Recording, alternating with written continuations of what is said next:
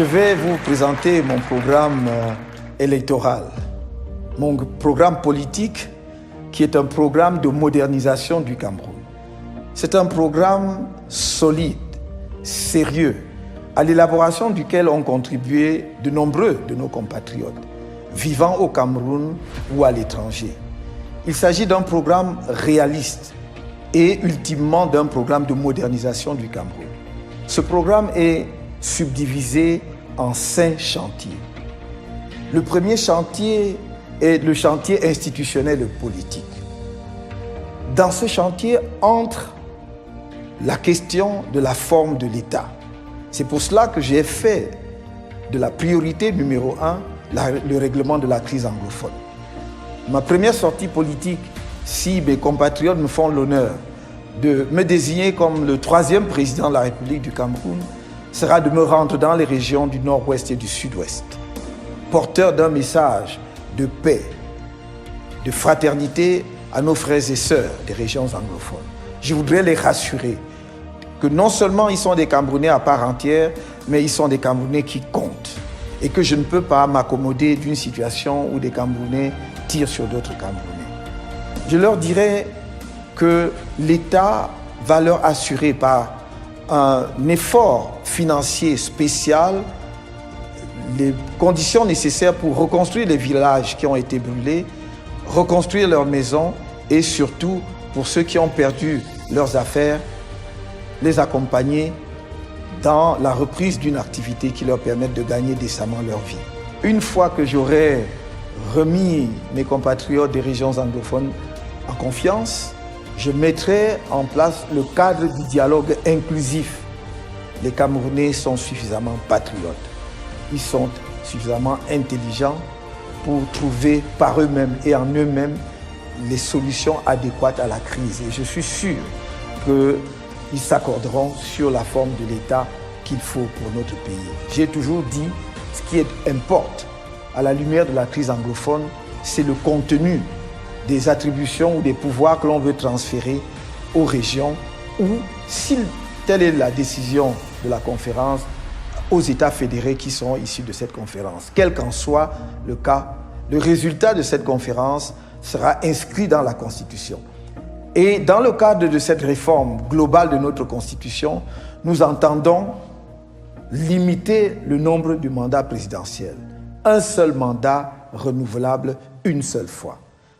De même, nous allons inscrire dans notre Constitution l'élection présidentielle à 2 tours, de façon à nous assurer que toute personne qui sera élue président de la République du Cameroun demain jouisse de toute la légitimité nécessaire et du soutien de la majorité des électeurs camerounais pour conduire les affaires de la nation.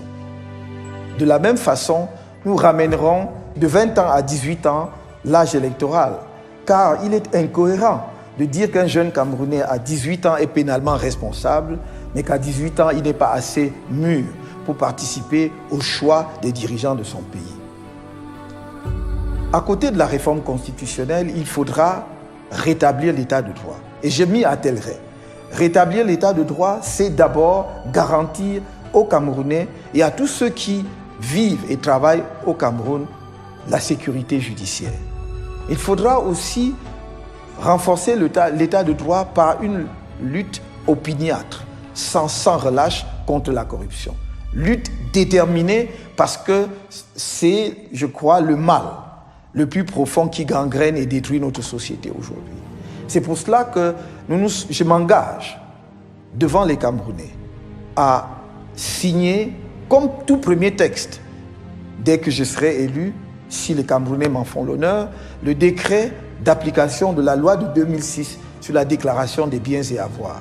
Ce décret fixe le comité devant lequel cette déclaration doit avoir lieu.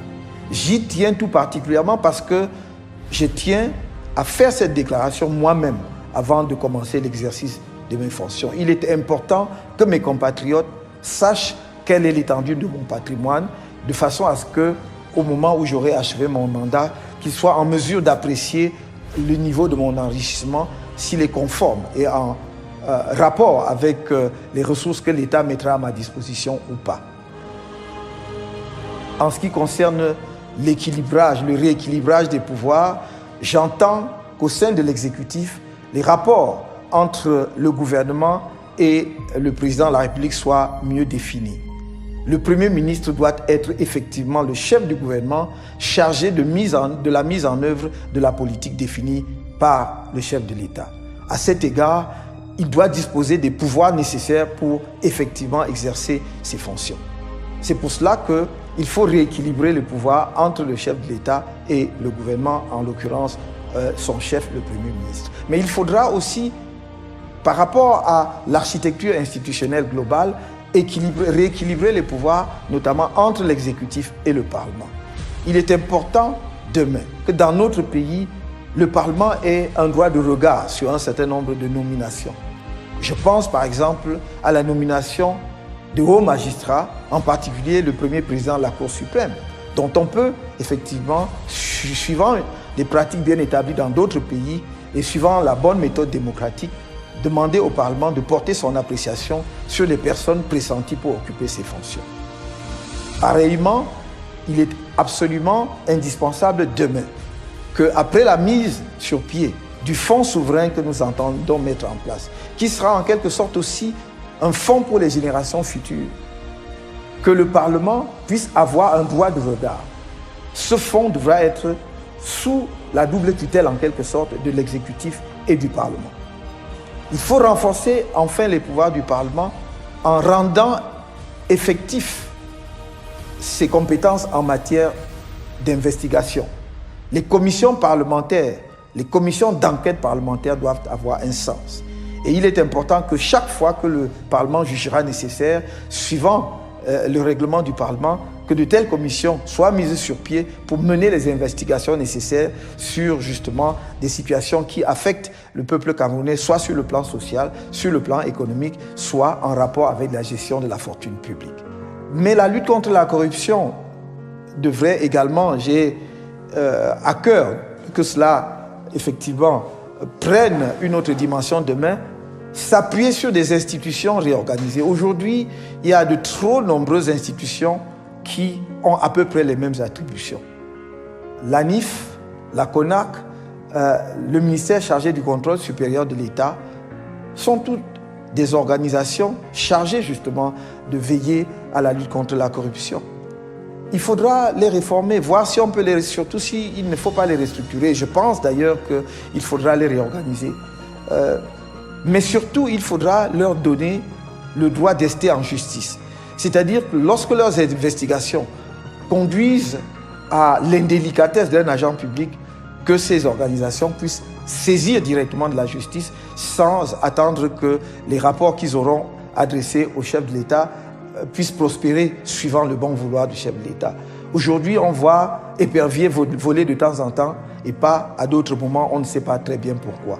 Donc, épervier doit voler à tout moment, chaque fois, effectivement, qu'il y a une proie à attraper parce qu'elle est en délicatesse avec la fortune publique. Dans le cadre de ce chantier numéro 1, nous attendons mettre un accent sur l'organisation du vivre ensemble dans notre pays. Faire que les Camerounais de toutes les régions se connaissent mieux. Et cela passera, entre autres, par l'organisation pour les jeunes Camerounais, dès la maternelle, des colonies de vacances d'une région à l'autre, pour que les enfants qui vivent dans une région aillent à la découverte d'autres régions du Cameroun dans des familles d'accueil, avec l'accompagnement des pouvoirs publics. Ce vivre ensemble aussi doit passer par l'encouragement de la pratique des différentes langues régionales par un même Camerounais.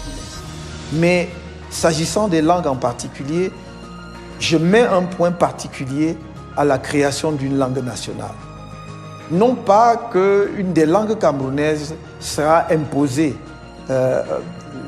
juridiquement ou de facto à l'ensemble des Camerounais, mais il s'agira vraiment d'une langue construite à partir d'une grammaire que définiront les spécialistes de la linguistique, et il y en a de nombreux dans notre pays, et le vocabulaire sera d'autant plus riche que nous avons une diversité linguistique. Nous allons donc utiliser des synonymes pour avoir un vocabulaire tiré des différentes langues de toutes les régions du pays. Nous en avons environ 250 langues. Les écrivains auront une marge de manœuvre extraordinaire pour rédiger en utilisant des synonymes. Donc une langue nationale. Je voudrais également insister sur l'organisation ou la réorganisation de la citoyenneté. À cet égard, nous tiendrons justement des assises de la citoyenneté de façon à ce que les Camerounais débattent entre eux de ce que c'est qu'être Camerounais. Qu'est-ce qui fait l'identité de notre pays? Et cette citoyenneté doit être sur le plan formel, j'allais dire, relayée par la création d'une carte d'identité unique. D'une carte d'identité avec un numéro de référence unique qui permettra à tout Camerounais, tout au long de sa vie, de pouvoir jouir pleinement de ses droits.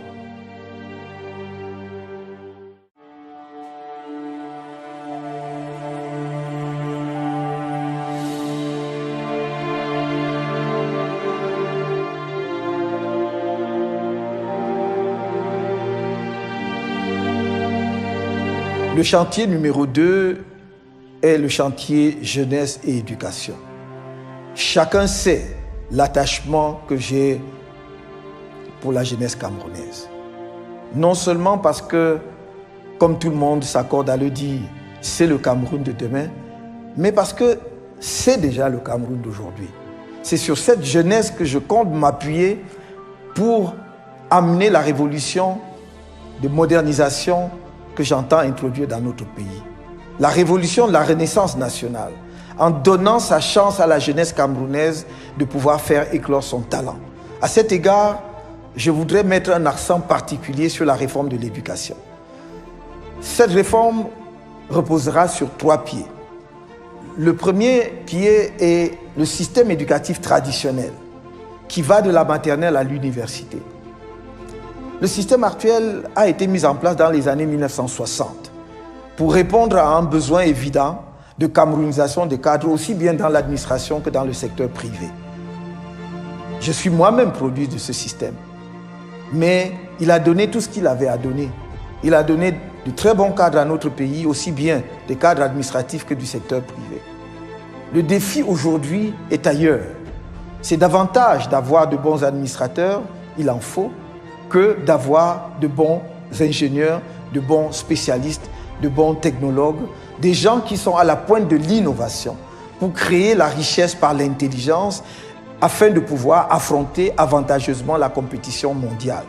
Cette compétition-là qui n'est pas entre Camerounais, qui n'est même pas entre Africains, mais qui est entre Camerounais, Africains et le reste du monde, que ce soit les pays asiatiques, le continent américain ou le continent européen. Il faudra donc préparer les jeunes Camerounais à affronter cette compétition dans les meilleures conditions possibles. Et c'est pour cela que cette réforme de l'éducation mettra un accent sur l'éveil de l'esprit de l'enfant, dès la maternelle, à la découverte de son environnement, mais également à l'innovation.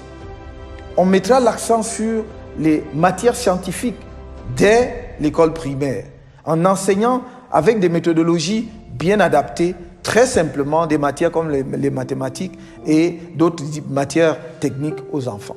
Cela se poursuivra dans le secondaire et à l'université, de façon à ce que progressivement, nous essayons d'équilibrer les filières dans notre pays pour plus tard d'ailleurs renverser en donnant la priorité aux filières scientifiques et technologiques. Dans cet esprit, j'ai dit que demain, les institutions de formation d'ingénieurs au Cameroun devront, sur la base d'un contrat de partenariat et de performance avec l'État, définir un projet de recherche qui devra déboucher sur un produit de nature de type industriel, c'est-à-dire des produits que l'on peut fabriquer et mettre sur le marché, comme ça se fait partout ailleurs. Si une structure de recherche publique n'a pas un tel programme, ou au bout de son programme n'a pas rempli le contrat, elle ne recevra plus de financement public. Le deuxième pilier de notre réforme du système éducatif, c'est la formation. C'est la formation et c'est cette formation qui est au cœur de la lutte contre le chômage. Le chômage des jeunes qui est un véritable cancer dans notre pays. Et donc j'ai fait une des priorités de mon action publique. Je ne trouverai pas le sommeil si je n'ai pas diminué de manière significative le nombre de chômeurs, notamment parmi les jeunes Camerounais. La formation va nous permettre d'abord de répondre aux besoins de formation des jeunes Camerounais qui ont des diplômes universitaires, mais qui ne leur permettent pas de trouver un emploi. Nous allons leur permettre de changer de couloir. Ils vont partir en quelque sorte du mauvais couloir où ils ont obtenu des diplômes qui ne débouchent pas sur un emploi, vers un couloir où ils vont de manière certaine trouver un emploi. Et ce changement de couloir va se faire grâce à une passerelle qui est une passerelle de formation. C'est un pont de formation. C'est une formation pour les jeunes diplômés du baccalauréat jusqu'au diplôme de l'enseignement supérieur, maîtrise, par exemple, licence, maîtrise, voire doctorat. Il s'agira de mettre en place dans les 58 départements du Cameroun et dans chacun de ces départements un institut de formation professionnelle et technologique qui va donc permettre, par exemple, à un jeune qui a une maîtrise en sciences économiques ou en gestion, qui a donc quand même un certain niveau en mathématiques, de suivre une formation qui va durer 24 mois, s'il veut par exemple devenir un ingénieur informatique. Et pendant les 24 mois, toute sa formation sera centrée sur l'informatique. Et vu son niveau de formation initiale, en 24 mois, il aura acquis les connaissances et les aptitudes qui lui permettront de remplir les tâches que l'on attend d'un ingénieur. Nous allons le faire ainsi pour les diplômés d'autres filières qui ne débouchent pas sur un emploi. Maintenant, pour les jeunes qui ont quitté le système éducatif ou le système scolaire très tôt, avant ou avec le CEP, comme on dit aujourd'hui, nous allons mettre en place des centres de métiers. Et ces centres de métiers seront créés au niveau communal des arrondissements, c'est-à-dire dans les 360 communes que compte notre pays.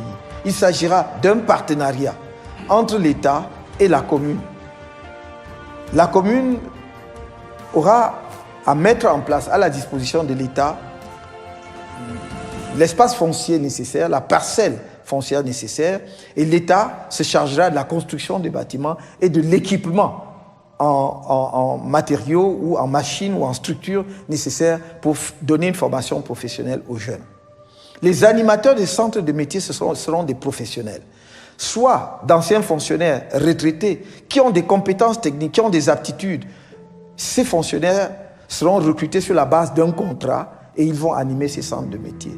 Soit des responsables du secteur privé qui avaient une entreprise, qui ont des compétences techniques, qui ont pris leur retraite ou qui sont simplement disponibles. Ils vont également, sur la base d'un contrat de partenariat avec l'État, animer ces centres de métiers.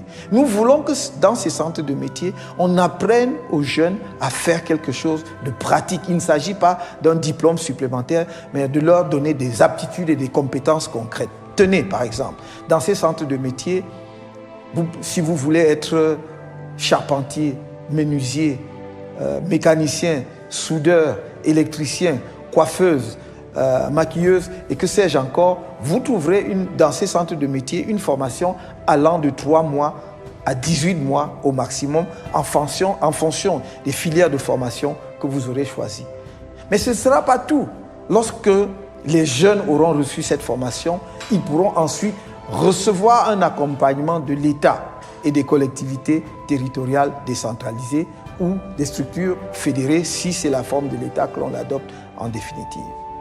Et cet accompagnement ne sera pas sous forme d'argent. Il ne s'agira pas de donner aux jeunes des moyens financiers.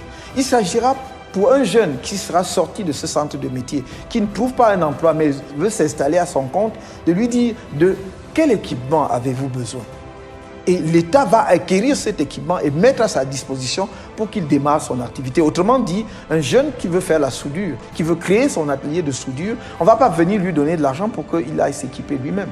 Les structures justement du centre de métier, avec l'appui de l'État, vont aller identifier ce qu'il faut pour démarrer un atelier de soudure et on achètera cet équipement pour le mettre à sa disposition. De la sorte, nous savons qu'il n'y aura pas déperdition totale des fonds dégagés par l'État. Aujourd'hui, si vous donnez de l'argent en espèces à des jeunes, 100 jeunes, vous n'êtes pas sûr que 2 ou 3 s'en sortiront. Parce que s'ils n'ont pas quelques talents en matière commerciale, ils ne pourront pas s'en sortir. En revanche, si vous leur avez donné une formation dans ces centres de métiers, vous pouvez être sûr que vous allez récupérer au moins 50% d'entre eux, même s'il y a un certain taux de déperdition. Donc nous allons à la fois combattre le chômage, donner des aptitudes aux jeunes, mais surtout améliorer la qualité justement de ces métiers-là. Aujourd'hui, vous pouvez avoir un jeune qui se dit staffeur ou bien carreleur, mais on voit bien très rapidement que la maison qu'il a carrelée présente des défauts parce qu'il n'a pas reçu une formation adéquate. En somme, nous voulons que demain, dans les 10 années qui viennent, plus aucun jeune Camerounais ne soit sur le marché du travail sans avoir reçu une formation. Le troisième pilier de ce chantier jeunes et éducation, c'est la réforme qui aura à cœur de développer la recherche et l'innovation au Cameroun. Et nous n'allons pas tout faire, ça n'est pas possible, parce que nous n'aurons ni les moyens nécessaires sur le plan financier, ni les ressources humaines suffisantes pour tout faire. Nous allons donc sélectionner un certain nombre de filières de recherche que nous allons équiper, doter de moyens techniques, d'équipements et de ressources financières qui leur permettent d'être au niveau des centres de recherche de niveau international. On va en sélectionner pas plus d'une dizaine. Et je crois d'ailleurs que dans un premier temps, ça tournera autour de 3, 4 ou 6 centres de recherche de cette nature, mais qui seront des centres de recherche de niveau international, pour permettre que dans les 5-10 ans à venir, les chercheurs de ce centre puissent produire des résultats reconnus dans le monde. Mais à côté de cela, nous aurons l'innovation et la technologie. Et parce que nous mettons l'accent sur les technologies de l'information et de la communication, nous allons accompagner. Nous avons vu au Cameroun des jeunes de leur propre initiative, talentueux qu'ils sont, se regrouper et créer ce qu'on a appelé le Silicon Mountains, autour de la ville de Buea. Nous avons, de par notre expérience, eu à observer ce qui s'est passé par exemple au Kenya. Comment on a accompagné les jeunes Kenyans et que très rapidement, nous avons eu des produits par exemple comme le M-Pesa qui est un logiciel de transfert d'argent aujourd'hui répandu dans le monde. C'est simplement parce qu'on a créé un écosystème qui était favorable à l'éclosion du talent de ces jeunes. Et nous allons mettre cela en place au Cameroun. Non seulement en dotant par exemple le Silicon Mountains de toutes les structures et infrastructures nécessaires, mais en dupliquant cela dans d'autres régions du pays. Il y aura des Silicon Hills ou des Silicon Valley et autre chose. Il s'agit dans chacun de ces centres ou dans chacune de ces structures d'incubation des talents en matière de technologie et d'innovation, de créer quoi? De mettre à la disposition des jeunes des structures en termes de bâtiments, où ils n'auront pas à payer de loyer, à payer l'eau et l'électricité, d'équiper ces structures en ordinateurs puissants et avec des possibilités de connexion illimitées tout le temps. Et cela sera mis à la disposition des jeunes. Chaque jeune pourra y séjourner pour une durée ne dépassant pas 12 mois. Et pendant ces 12 mois, tout ce qu'on lui demande, ce sera de créer et de se mettre peut-être en relation et en synergie avec d'autres jeunes, de discuter de leurs projets. Et nous sommes sûrs qu'au bout de ce délai, à défaut d'avoir des projets complètement achevés, on verra éclore justement une pépinière de projets au Cameroun qui pourront donc recevoir l'accompagnement nécessaire pour aboutir à des projets, à des résultats tangibles, transformables en produits économiques. Voilà ce que nous entendons signer comme partenariat, j'allais dire pacte avec la jeunesse camerounaise. C'est un pacte qui vise à les mettre au diapason du reste de la jeunesse du monde.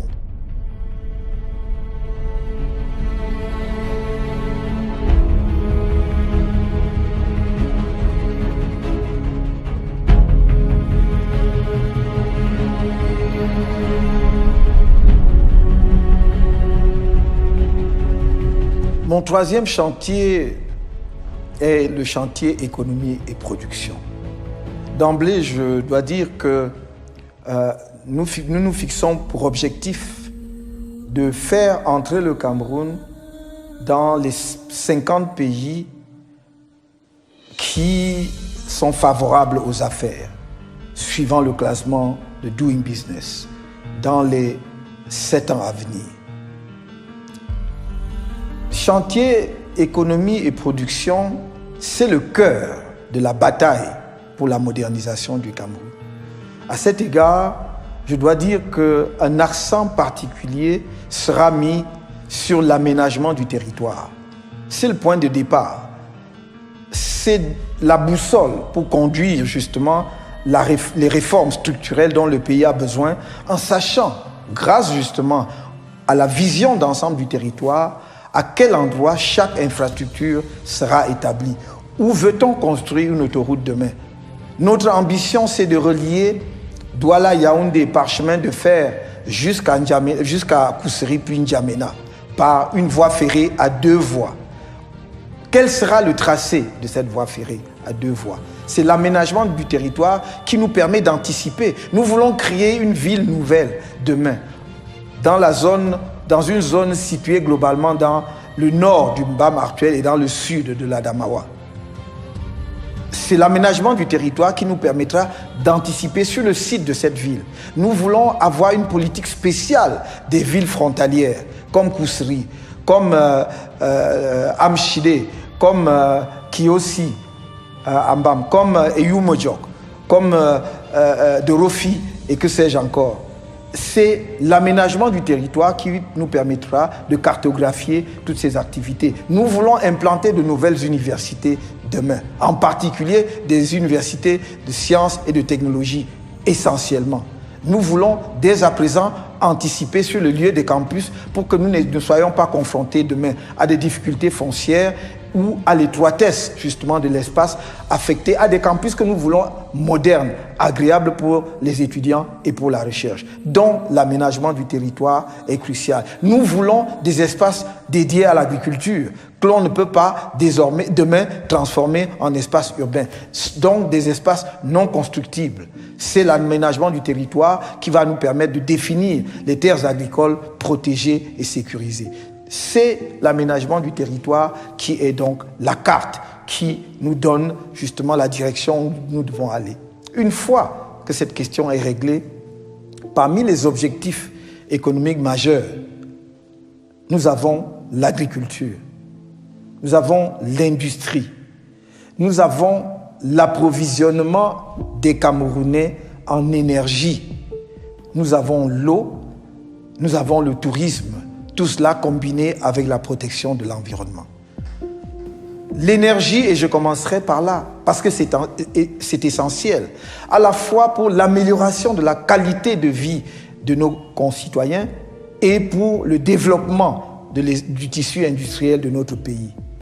J'ai pris l'engagement, et je le réitère ici, que non seulement nous rendrons l'énergie disponible pour tous dans une dizaine d'années, mais que d'ici la fin de mon mandat, j'aurai connecté 80% des ménages camerounais à l'électricité.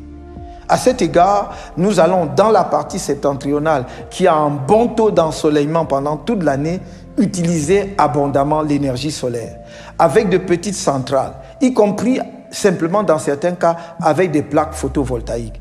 Nous connaissons et nous suivons de très près aujourd'hui des expériences où il y a des plaques qui produisent jusqu'à 500 watts. Et si vous dotez une maison, donc nous connaissons aujourd'hui des plaques qui produisent jusqu'à 500 watts. Si vous dotez une concession de 3 plaques de cette nature, cela veut dire que vous lui donnez 1500 watts, c'est-à-dire 1,5 kW. De quoi non seulement alimenter la maison en électricité, mais également faire tourner une petite activité industrielle consommatrice d'énergie.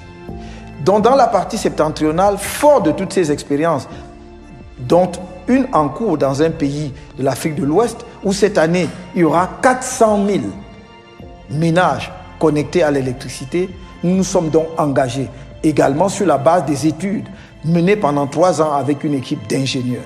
Dans la partie sud, où le Cameroun a la chance extraordinaire d'avoir beaucoup de cours d'eau comparé à beaucoup d'autres pays africains, le niveau technologique actuel permet de transformer chaque cours d'eau, si petit soit-il, de doter chaque cours d'eau, si petit soit-il, d'un petit barrage. Donc nous allons essaimer la partie sud de micro-barrages de 1 kW, donc de 1 MW, 1,5 MW, voire 0,5 MW pour alimenter un village, un quartier, une ville ou un département. Une expérience de cette nature a été conduite dans un des départements du Cameroun. Elle n'est pas allée jusqu'à son terme, mais il était prouvé qu'avec un mini-barrage de 1,7 MW, on aurait pu alimenter l'ensemble du département. Voilà pourquoi nous prenons cet engagement, parce que nous savons que nous allons le tenir. Nous allons le tenir d'autant plus que la filière énergétique, l'industrie énergétique est toute une filière complète sur le plan industriel. Et elle va permettre à notre pays d'atteindre un autre niveau. Là, j'ai parlé de la production de l'énergie pour les populations camerounaises. Mais je vais aller plus loin, car cette énergie devra être abondante et disponible et à bon coût pour l'essor industriel du Cameroun. J'ajoute que le Cameroun a un potentiel énergétique qui lui permet d'être exportateur net d'énergie dans les pays voisins. Il y en a pour près de 10 000 milliards d'investissements dans le domaine de l'énergie, lesquels 10 000 milliards peuvent rapporter 5 fois plus au Cameroun. En d'autres termes, l'énergie deviendra demain l'un des tout premiers produits d'exportation du Cameroun, bien avant le pétrole, et rapportera bien plus d'argent que le pétrole. Donc c'est la politique énergétique que nous voulons mener, qui consiste d'une part à améliorer la qualité de vie du Camerounais simple, ordinaire, comme on pourrait dire, de mettre de l'énergie abondante et bon marché à la disposition de l'industrie et d'exporter de l'énergie vers les pays voisins pour ramener effectivement de l'argent et des devises dans notre pays. Une fois la question énergétique réglée, nous allons nous focaliser sur l'agriculture.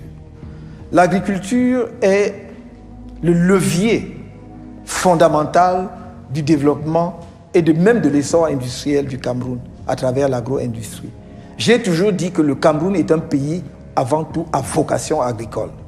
Et nous allons mettre l'accent là-dessus, d'abord parce que c'est le plus sûr moyen de tenir un pays en paix, d'assurer effectivement une alimentation saine, continue pour toutes les populations, dont l'agriculture est au cœur de la politique de paix que tout gouvernement peut ambitionner d'avoir. Mais l'agriculture est surtout une filière importante pour générer de l'emploi et générer des ressources.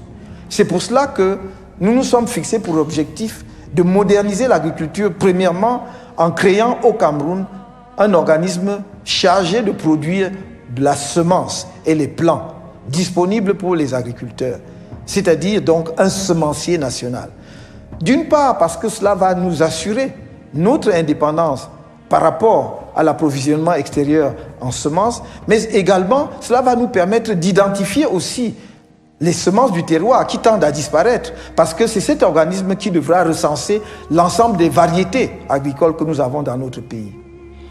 Mais l'utilité économique de ce semencier vient du fait que pour accroître notre production agricole, que ce soit dans le domaine des produits de rente comme le café, le cacao, le coton et que sais-je encore, les plants améliorés mis au point par les chercheurs seront désormais disponibles. À l'heure actuelle, si vous dites à un agriculteur il y a la semence de maïs améliorée ou une variété de riz améliorée, il sera très enthousiaste et intéressé. Mais dès qu'il sort, il ne saura pas où trouver la semence. Nous allons donc rendre cela disponible. Le deuxième levier pour modernisation de l'agriculture du Cameroun, c'est de rendre disponibles les intrants, les engrais. Et nous mettrons l'accent sur les engrais biologiques. Les engrais chimiques détruisent et fatiguent la terre. D'ailleurs, ce n'est pas au moment où l'Europe, justement, essaye de se débarrasser des engrais chimiques que nous allons mettre l'accent sur les engrais chimiques en Afrique. Nous devons apprendre des autres. Et la technologie existe en la matière. Donc nous ferons en sorte que les intrants soient disponibles et à bon marché.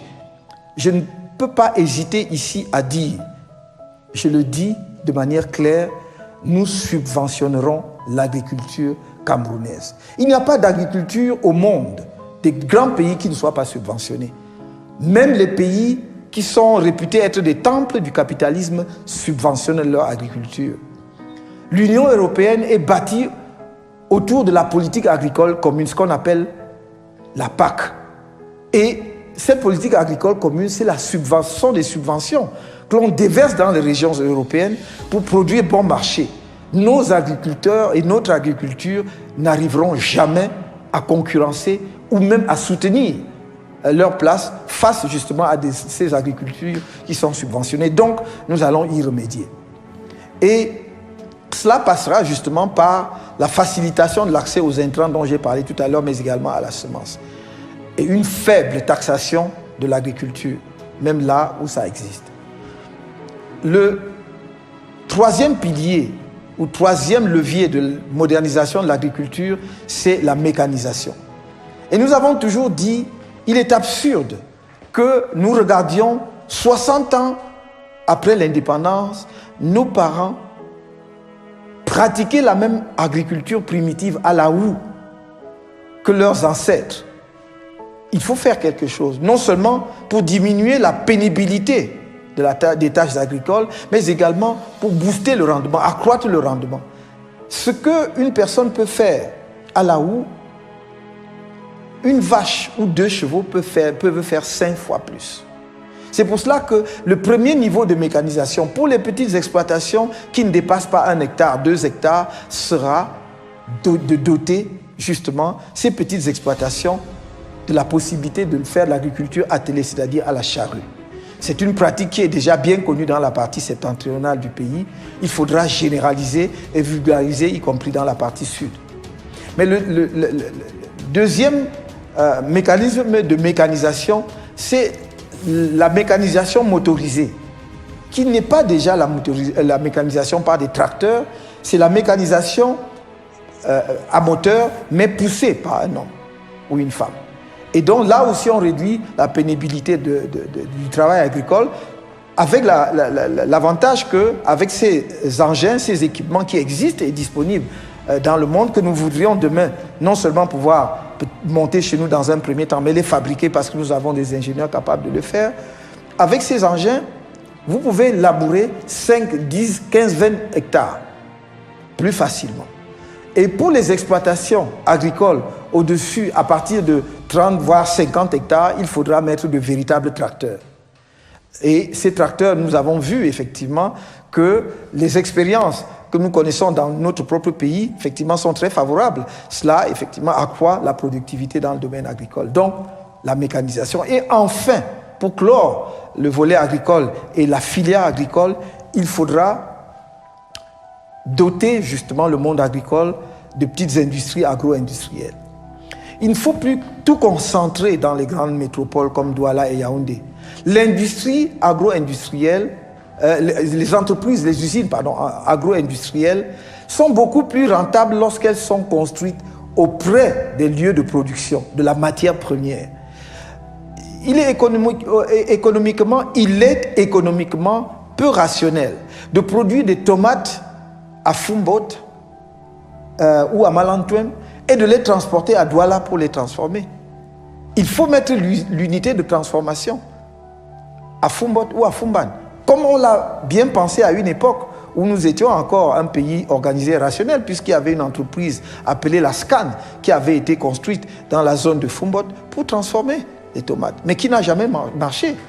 Donc on a eu la bonne idée, mais nos turpitudes habituelles, effectivement, ont conduit à l'échec de ce projet. Nous voulons demain mettre de petites unités de transformation auprès des lieux de production de l'agriculture. À cet égard, les grandes exploitations devront tirer les petites exploitations. Si vous avez une grande exploitation de 1000 hectares, de 10 000 hectares, à côté, vous pouvez avoir de petits exploitants agricoles avec 5 hectares, 10 hectares. Et la grande exploitation est un peu, si vous voulez, le pôle central de ce qu'on appelle l'agropole. Parce que c'est cette grande exploitation qui va acheter la production des petits producteurs pour les transformer dans l'usine ou pour l'exporter. De cette manière-là, les petits producteurs seront sûrs d'écouler leur production et donc seront plus durs à la tâche, vont travailler plus parce qu'ils sont sûrs d'écouler leurs produits, ce qui n'est pas garanti aujourd'hui. J'ai commencé ce chantier économique sans m'appesantir sur un volet crucial, qui est la précondition de tout succès dans le domaine de la réforme économique. Ce sont les infrastructures, et en particulier les infrastructures de transport. Il faut faire les routes, mais il faut les faire sérieusement.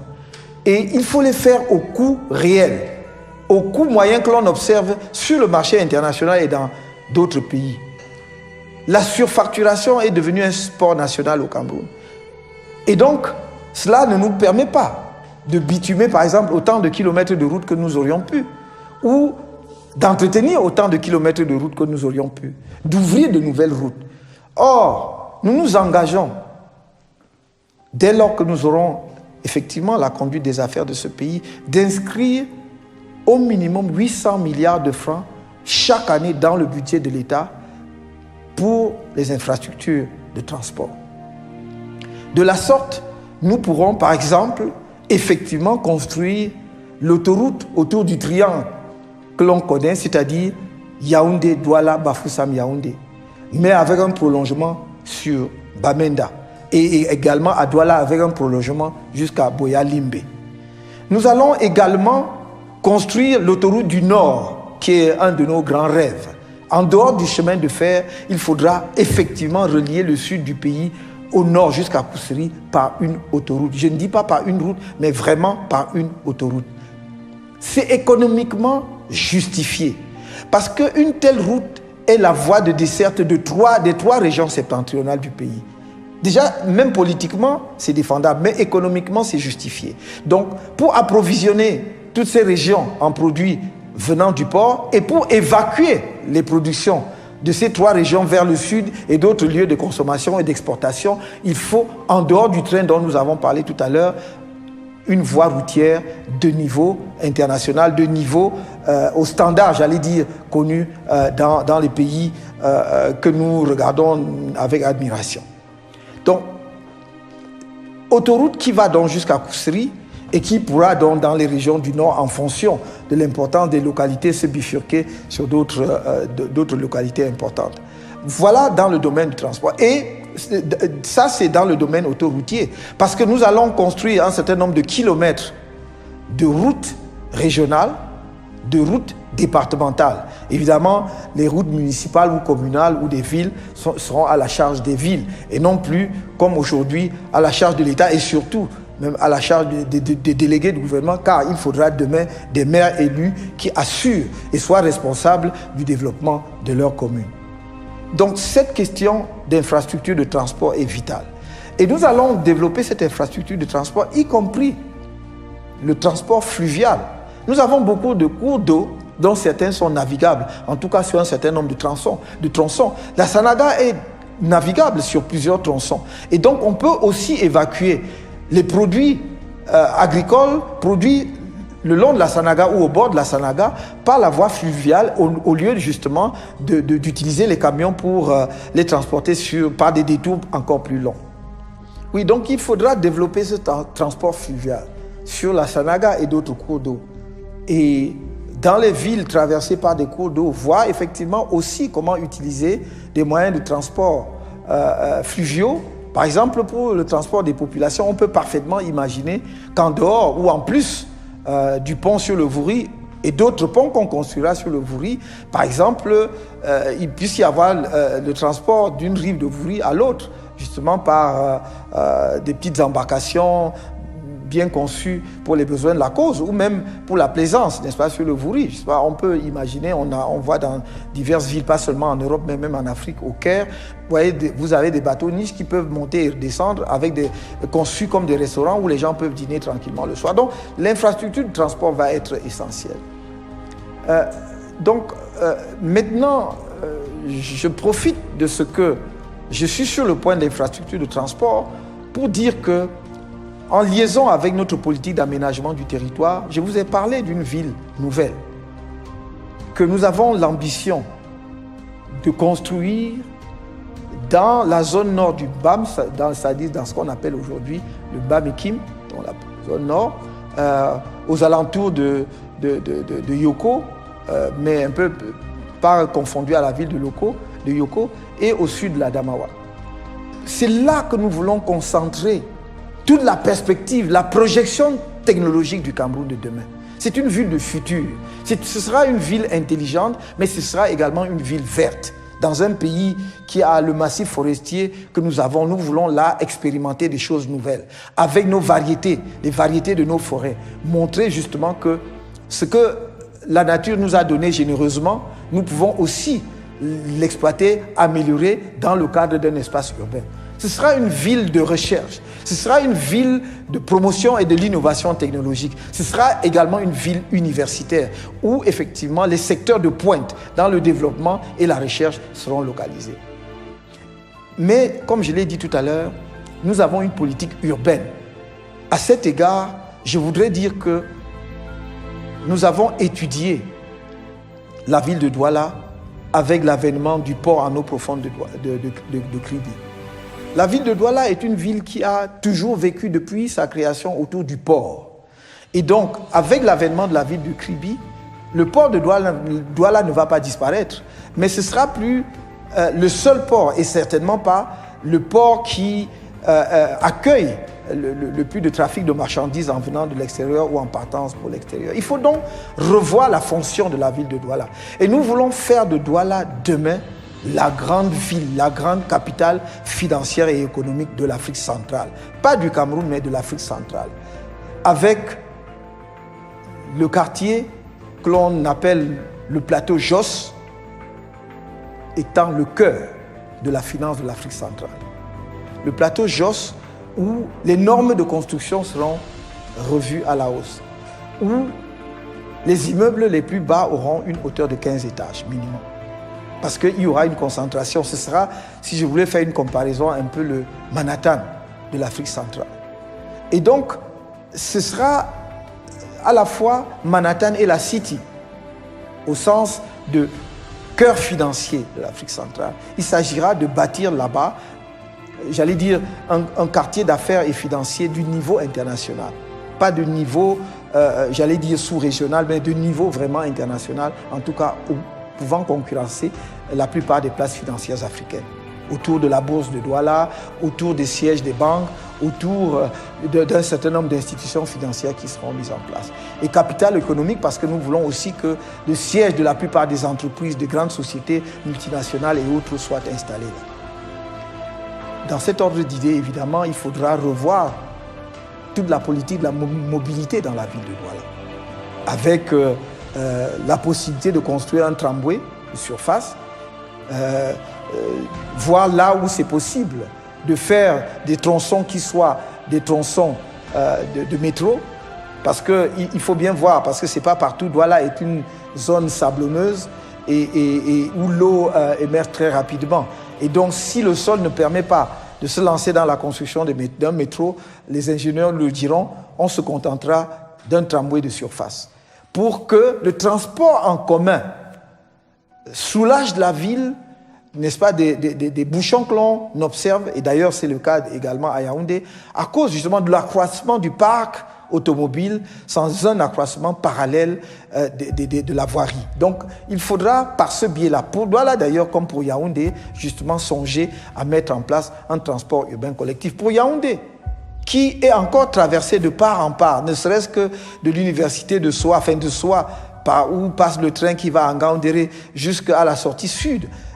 Il y a un chemin de fer qui est utilisé seulement à 6 h le matin et à 18 h le soir. On peut imaginer, même de manière provisoire, de mettre en place un système de transport ferroviaire intra-urbain à Yaoundé qui utilise la voie ferrée pendant ces 2 heures. Et cela va soulager les populations grandement. Donc, voilà l'ambition. Et je vous dirais que pour les villes, pour ne donner qu'une illustration, les villes frontalières, comme par exemple Kousséri, nous entendons faire un pôle d'attraction Parce que lorsque vous avez une ville comme Koussery qui est en face d'une capitale comme N'Djamena, ça ne peut pas être une ville quelconque banale. Il faut lui donner un statut de ville camerounaise vitrine qui va permettre effectivement à ceux qui arrivent dans notre pays de voir à travers les structures d'éducation qui seront en place, à travers les infrastructures de tourisme qui seront en place, justement la bonne modernité de notre pays. Dans le domaine de l'économie et de la production, un volet crucial, c'est l'industrie. Il faut industrialiser, et j'allais même dire réindustrialiser notre pays, en menant des politiques adéquates, en revoyant les accords de partenariat économique et en nous demandant si, effectivement, nous pouvons tirer vraiment notre épingle du jeu en termes d'industrialisation avec ces accords-là. Mais surtout en bâtissant des filières industrielles. Nous ne pouvons pas, je l'ai dit, tout faire. Cela est valable dans le domaine de la recherche, cela l'est également dans le domaine de l'industrie. C'est pour cela que nous avons identifié 13 filières industrielles sur lesquelles le Cameroun focalisera son attention à l'avenir. J'ai parlé de l'énergie, mais j'ai parlé aussi de l'agro-industrie. Il y aura la biotechnologie, il y aura l'industrie minière, bien entendu, et j'en passe. Nous avons identifié les 13. Je pense que dans le texte détaillé que l'on verra à l'écrit, on pourra voir toutes ces 13 filières. Mais pour encourager les investisseurs nationaux, mais également internationaux, il faut porter une attention particulière à notre politique fiscale. Et c'est pour cela que nous avons pris l'engagement au cours du mandat de ramener de 33% environ, 33% l'impôt des sociétés aujourd'hui à 25%. De faire passer l'impôt sur les sociétés de 33% aujourd'hui à 25%. Car c'est dans le secteur privé qu'il y a la créativité, que l'on peut avoir justement le levier nécessaire pour combattre efficacement le chômage des jeunes par la création d'emplois. Et je peux dire ici, à ce que l'on appelle les acteurs du secteur informel, qui seront une composante essentielle de la modernisation économique de notre pays. J'entends demain leur faciliter la tâche et que progressivement, ils passent justement de cette situation où l'on dit qu'ils sont informels, mais où ils sont quand même formels puisqu'on prélève des taxes sur eux, par un système de taxation unique, simple, pas élevé, permettre leur identification dans un fichier qui va nous permettre ensuite d'ailleurs de les accompagner parce que nous entendons demain accompagner ces petits artisans, ces petits menuisiers et autres, et même ces petits commerçants qui commencent une activité qui ne peuvent pas grandir parce qu'ils sont inconnus dans le fichier de l'État et dans le système bancaire. Nous voulons les accompagner demain grâce à un système d'identification qui nous permet de les sortir progressivement du secteur informel vers le secteur formel. Et nous allons faire en sorte qu'il n'ait plus de tracasseries. Parce que je crois que les jeunes Camerounais qui, comme on dit, se débrouillent, souffrent de ce que, à tout moment, ils peuvent être confrontés à des difficultés venant de la municipalité ou venant des forces de sécurité, de maintien de l'ordre. Nous nous engageons demain, dans les grandes villes, dans les grandes métropoles et dans certaines villes qui sont des villes de grande production agricole, à construire des marchés internationaux. Il y aura un marché international de gros dans la banlieue de Yaoundé. Il y en aura peut-être même 2 à Douala dans le domaine agricole, mais également dans le domaine du commerce traditionnel. Un marché qui seront des marchés pour l'Afrique centrale. Parce que nous voulons aujourd'hui que demain le Cameroun devienne rapidement un lieu de convergence pour les activités économiques, comme certains prennent l'avion pour aller à Dubaï ou en Chine. Nous allons mettre en place le cadre nécessaire et les incitations qu'il faut pour attirer ces activités-là chez nous. Et pour cela, nous allons faire des grands marchés internationaux. Mais tout le monde ne pourra pas aller dans ces grands marchés internationaux puisque ce sont des marchés de gros. Pour la petite distribution, il faut, avec les municipalités, trouver des lieux pour construire autant de marchés que possible, des marchés modernes, propres, dont la gestion sera confiée aux acteurs, aux agents, aux commerçants eux-mêmes qui travaillent dans ces marchés. Parce que de la sorte, vous allez voir dans les années qui viennent progressivement diminuer le commerce de rue. les jeunes sont finalement obligés de vendre partout où il y a un espace vide parce qu'ils ne savent pas où aller vendre. On va définir avec eux des lieux de vente, des lieux d'activité commerciale. En dehors des grands centres commerciaux modernes que le secteur privé va construire, il y aura ces centres, ces marchés construits en partenariat avec les communes où les gens sont à l'abri du soleil et de la pluie, où ils peuvent laver leur marché proprement en fin de journée, être les garants justement du bon fonctionnement du marché et être à l'abri des tracasseries. Une des filières que l'on pourrait considérer d'ailleurs comme une filière industrielle, c'est le tourisme. On dit que le Cameroun est beau, mais le mot est faible. Ce pays est exceptionnel pour ceux qui ont eu la chance de le parcourir de part en part comme je l'ai fait depuis de nombreuses années. Entre les plaines à perte de vue et les montagnes qui resserrent ces plaines, qui subitement s'enfuient vers l'horizon, entre les paysages de montagne qui donnent une vue exceptionnelle et la mer, et la forêt et les savanes, c'est juste exceptionnel. C'est pourquoi nous allons promouvoir le tourisme. Non seulement le tourisme des congrès, qui généralement se limite dans les villes, même pas seulement le tourisme balnéaire, qui consiste à vendre essentiellement les bords de mer, la plage, mais le tourisme de découverte de la diversité et de la richesse de l'environnement du Cameroun. Tourisme écologique, avec des zones comme les zones de Bakassi, où l'on peut effectivement faufiler dans les mangroves et découvrir justement des voies d'eau qui sont exceptionnelles, féeriques. Et tourisme dans des zones de la partie sahélienne, comme à Poli, où on découvre une plaine coupée par une chaîne de montage, où on pourrait faire un parcours pédestre exceptionnel. Et des régions comme des sites comme ceux-là, vous en trouvez pratiquement dans toutes les régions du Cameroun. Donc, on assurera une promotion effective du tourisme écologique au Cameroun. S'agissant du tourisme plus traditionnel, appuyé sur le secteur privé, nous allons les encourager à multiplier les infrastructures touristiques. Il reviendra à l'État, bien entendu, de construire les voies de desserte des sites touristiques. Et avec l'accompagnement de l'État, le secteur privé sera fortement encouragé à construire des hôtels et tous les autres types de structures d'animation touristique que l'on voit dans d'autres pays. Je voudrais que demain, il existe au Cameroun des marques et des chaînes d'hôtels de niveau international, deviennent des marques connues en Afrique, comme l'on voit apparaître progressivement, par exemple, en Afrique de l'Ouest et déjà depuis plus longtemps en Afrique de l'Est et en Afrique du Sud. Le tourisme camerounais peut ramener à notre pays autant de revenus et de ressources que des filières entières dans le domaine de l'industrie ou dans d'autres secteurs. Il s'agit pour nous d'encadrer le secteur privé pour qu'il donne sa pleine mesure dans le domaine. On voit déjà poindre ça et là des initiatives qui ne demandent qu'à être largement accompagnées. Nous nous y engageons. La protection de l'environnement, ensuite, parce qu'il n'y a pas de tourisme écologique sans protection de l'environnement. Notre environnement est l'un des biens les meilleurs, les plus précieux que nous ayons dans notre pays. Non seulement en termes de diversité biologique, mais également en termes de diversité faunique. Les espèces d'animaux que nous avons.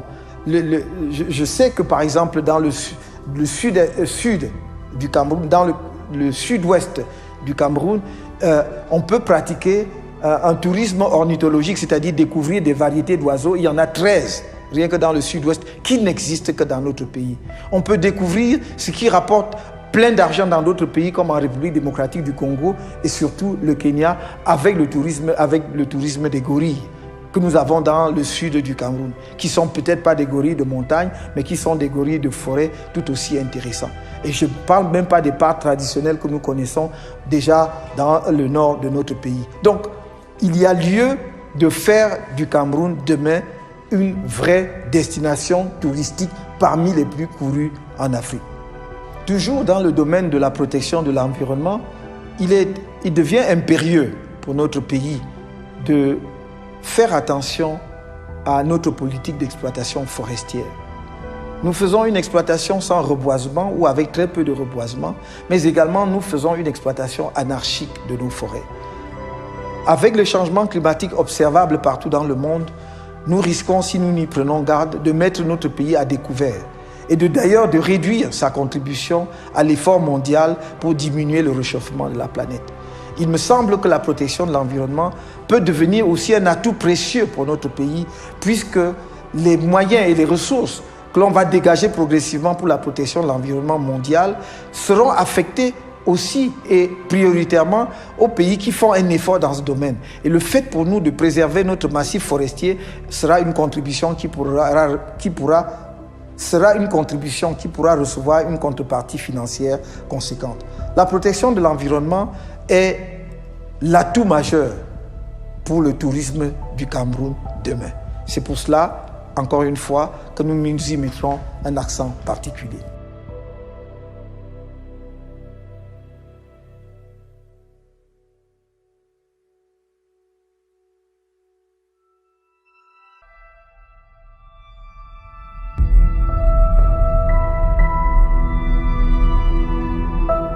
Mon quatrième chantier, c'est le chantier social et de solidarité.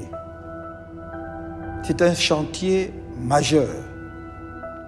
Sans doute celui qui m'interpelle le plus parce que c'est à travers ce chantier que l'on mesurera effectivement les progrès accomplis dans l'élévation du niveau de vie des Camerounais. C'est pour cela que j'ai pour priorité, dans les 10 prochaines années à venir, de rendre l'eau disponible pour tous les Camerounais en milieu urbain et au maximum, dans les 15 années à venir, l'eau sera disponible pour tous les Camerounais en milieu urbain comme dans le milieu rural. C'est un objectif atteignable et que nous comptons d'ailleurs atteindre avant les échéances que je vous ai indiquées. Mais il est important que nous nous fixions des objectifs réalisables. L'eau, c'est la vie. Et notre pays est richement doté en cours d'eau. Personne ne peut donc comprendre que les Camerounais n'aient pas d'eau potable. Ce que j'ai vu dans une partie de notre pays me rend le sommeil impossible. D'imaginer qu'au Cameroun, en 2018, il y ait encore des Camerounais qui boivent dans des flaques d'eau, des mares de pluie. Ils attendent qu'il pleuve pour avoir quelques gouttes d'eau à boire. Et que quelquefois, comble, j'allais dire, de déchéance humaine, certaines de nos populations soient contraintes de boire dans des flaques d'eau où on a lavé des animaux. Ça s'est produit dans notre pays en 2018. Cela vous coupe le sommeil. Et c'est pour cela que j'ai pris l'engagement de faire de la mise à disposition de l'eau potable dans le maximum de nos localités un des objectifs centraux de mon mandat. Les cours d'eau existent, y compris dans les milieux, les coins les plus reculés du Cameroun. Et là où il n'y a pas de cours d'eau, il y a des techniques qui permettent aujourd'hui d'aller chercher dans les nappes phréatiques, dans les nappes souterraines, pour rendre l'eau potable disponible pour les populations. Et nous le ferons. L'autre volet important sur le plan social, c'est le logement social. On estime à au moins 1 million le déficit de logement au Cameroun et sans doute y en a-t-il plus. Et on voit dans quelles conditions la majorité des Camerounais se logent. Nous ne pouvons pas nous accommoder d'un pays où l'on voit le genre de bidonville et de taudis que l'on a détruit un peu partout en Afrique, sauf peut-être dans les pays en guerre. On ne peut pas dire que le Cameroun avance et que le Cameroun progresse avec ce que nous avons pu observer dans un certain nombre de nos villes après des pluies torrentielles, où les inondations emportent des baraquements précaires, où les gens vivent dans la précarité totale, sur des drains non aménagés. C'est pour cela que nous avons fait de la construction des logements sociaux une priorité. Mais ce ne sera pas l'État qui va construire les logements sociaux. L'État va encourager le secteur privé à construire les logements sociaux. C'est ce qui se fait partout ailleurs. Les promoteurs immobiliers sont disposés à le faire. J'en ai parlé avec un certain nombre d'entre eux et croyez-moi, y compris des promoteurs étrangers, ils peuvent construire au cours, et ils construiront avec la politique que nous mettrons en place au cours de notre mandat, 1 million de logements pour les Camerounais. 1 million de logements sociaux, moyen standing et grand standing pour les Camerounais. Cela est faisable et nous allons tout mettre en œuvre. On a développé au Cameroun une idée qui n'a pas connu de suite comme la plupart de bonnes idées, d'utiliser les matériaux locaux. Nous pouvons diminuer drastiquement le coût de construction de logements sociaux en utilisant effectivement et efficacement les matériaux locaux. La plupart de nos architectes préconisent justement cela. Et l'expérience concrète montre que c'est le meilleur moyen, non seulement pour diminuer le coût du logement, mais pour construire des logements adaptés à notre environnement. Nous allons donc encourager cela massivement, dans les milieux urbains comme dans les milieux ruraux. Quand on parle de logements sociaux et de construction, on ne pense qu'aux villes. Je veux changer les campagnes camerounaises. Je veux changer les campagnes camerounaises par la qualité de logement, par la mise à disposition de l'eau potable, par l'électrification, de sorte que les jeunes qui vivent là-bas n'aient pas envie de quitter les campagnes simplement parce qu'ils sont attirés par les lumières. Que s'ils vont dans les grandes villes, c'est parce qu'ils ont d'autres choses à y faire simplement que de chercher un environnement un peu plus salubre, un peu plus moderne. Donc nous allons rendre les campagnes attractives, attrayantes, en raison justement des conditions de vie que nous allons créer là-bas.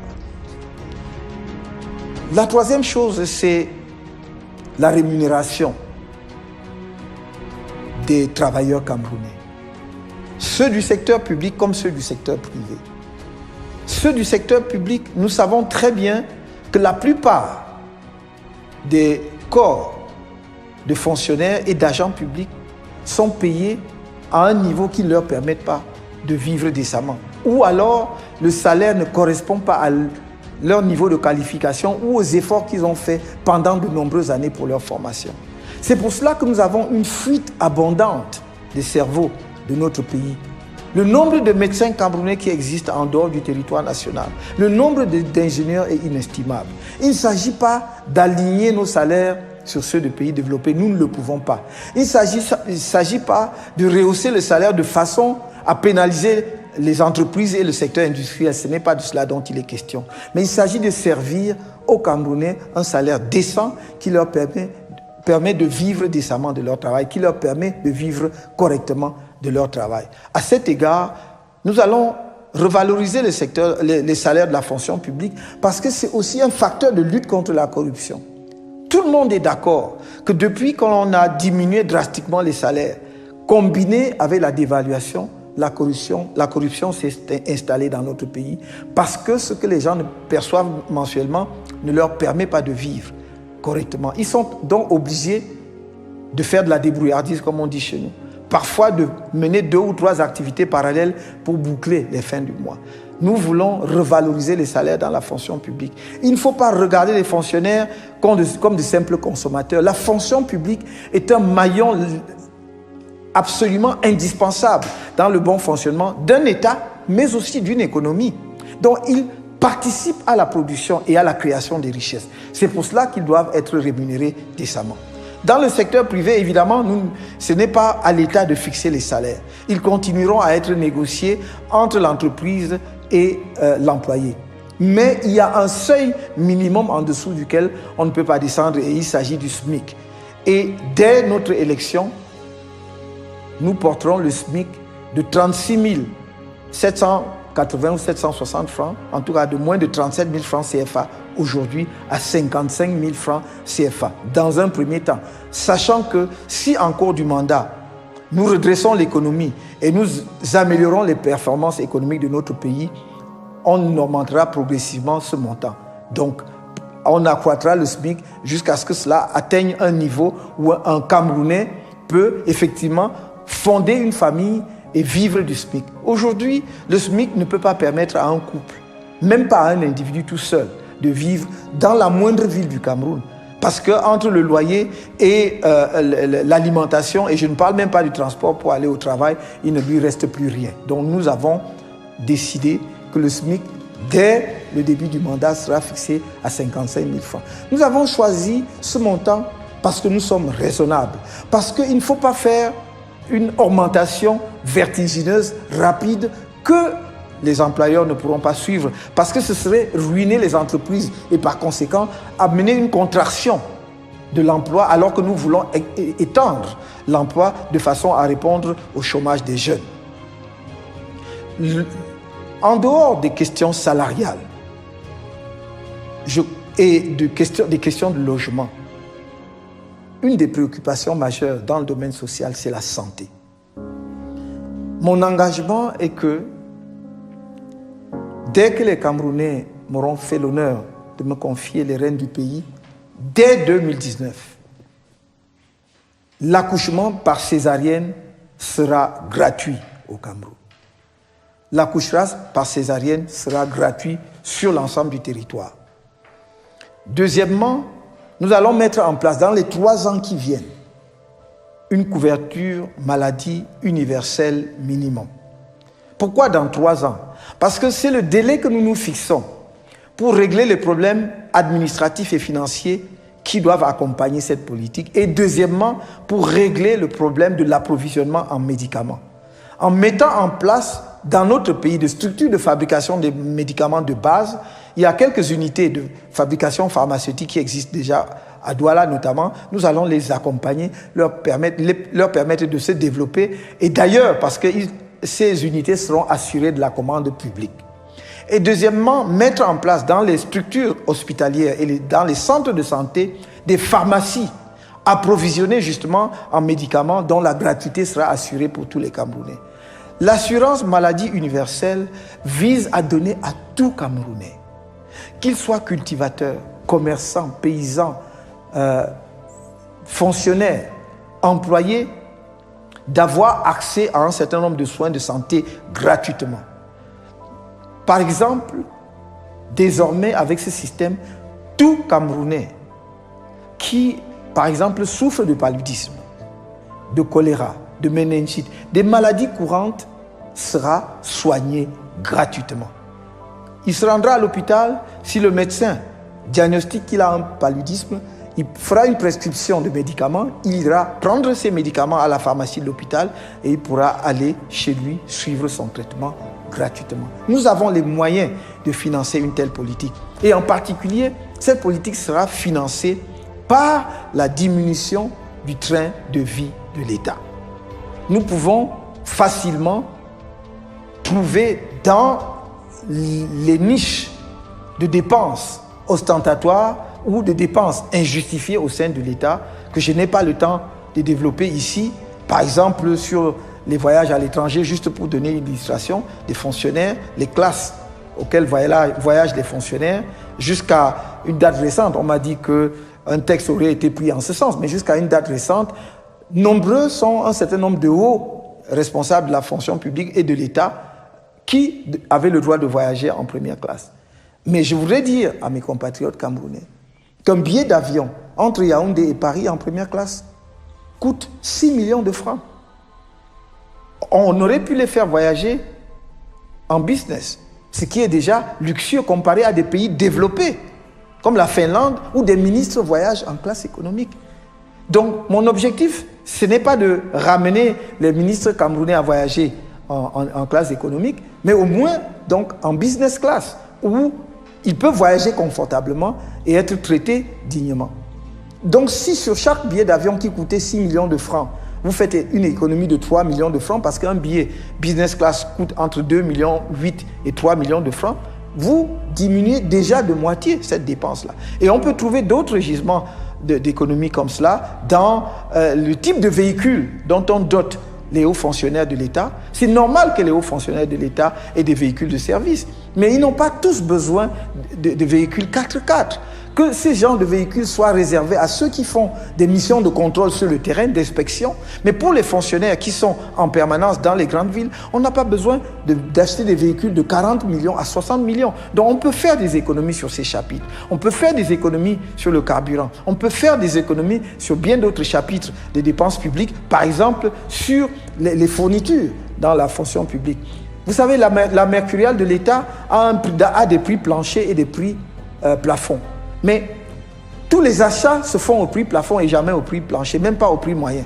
Donc nous allons trouver des mécanismes pour que justement la fourniture dans la fonction publique se fasse au niveau où le Camerounais courant s'approvisionne, peut-être avec une marge, puisque le fournisseur dans la fonction publique fournit d'abord avant d'être payé plus tard. Donc comme il n'est pas payé cash, on peut effectivement lui donner une marge, mais pas ce que l'on observe aujourd'hui. Donc il y a suffisamment d'endroits et de niches où nous pouvons faire des économies pour financer, et où nous allons faire des économies pour financer notre politique sociale. Dans le domaine de la culture, je voudrais dire aux artistes et aux hommes de culture que nous les respectons énormément, aux hommes et femmes de culture, bien entendu. Et dans ce domaine, comme dans le domaine du sport, dont je parlerai tout à l'heure, le Cameroun est particulièrement bien doté. C'est un pays béni, là aussi, où nous avons de nombreux musiciens de réputation mondiale, de dimension mondiale. Très peu de pays en Afrique peuvent aligner 2-3 musiciens de cette dimension. Le Cameroun peut en aligner 5 à la fois. Où nous avons des gens qui créent des opéras au Cameroun. Nous avons des chanteurs classiques qui font merveille partout dans le monde. Nous avons des créateurs de théâtre. Nous avons des cinéastes de talent qui ont été primés dans beaucoup de festivals. Et j'en passe. Mais qu'est-ce que nous en faisons? Je voudrais demain que ce soit non seulement la vitrine de notre pays sur le plan africain et mondial, mais que ce soit également considéré comme une filière industrielle. La culture génère de l'argent dans les grands pays comme ceux que nous connaissons. Les États-Unis, par exemple, m'a-t-on dit, génèrent en centaines de milliards de ressources, de revenus par an, grâce, par exemple, uniquement à la musique, peut-être le cinéma. Donc, nous avons des gens talentueux au Cameroun. Nous voulons leur dire, vous comptez, vous êtes précieux, des gens, des hommes et des femmes. Mais nous voulons, pour leur montrer qu'ils sont précieux ou qu'elles sont précieuses, ces hommes et femmes du domaine culturel, élaborer un statut de l'artiste au Cameroun.